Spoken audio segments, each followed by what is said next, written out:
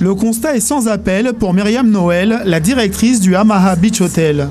Depuis le début des barrages, les touristes se font rares à Mamoudzou.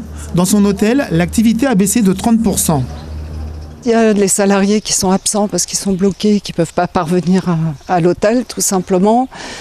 Et puis il y a la clientèle qui est une clientèle de mission professionnelle qui ne vient pas parce que leurs entreprises ne veulent pas prendre de risques. Une inquiétude qui concerne aussi la restauration. Tasmine Bousri a ouvert son restaurant Le Daphné en septembre dernier. Aujourd'hui, il craint le pire. De 25 couverts quotidiens à midi, il est tombé à 10. On sort de la crise Covid, avant ça il y avait d'autres grèves. Arrivé à la crise de l'eau, voilà, on a été les premiers à être impactés. Et maintenant, on entame cette crise-là. On se retrouve à perdre 80% de chiffre d'affaires. Et c'est beaucoup.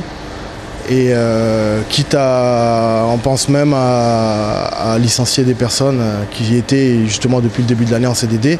Depuis son restaurant Le Saphir à Mamoudzou, Christophe Lemouzy essaye de faire face aux conséquences des barrages. Ce chef d'entreprise vient de fermer 3 de ses 6 établissements. Le personnel ne peut pas se rendre sur le site pour venir travailler. Donc on a été obligé de décider, à cause des barrages, de fermer l'établissement. Des établissements comme celui-ci qui était ouvert le soir, on a dû le fermer. Pourquoi ? Parce que la clientèle ne veut plus venir le soir, elle ne se sent plus en sécurité. L'hôtellerie et la restauration sont donc fortement impactées.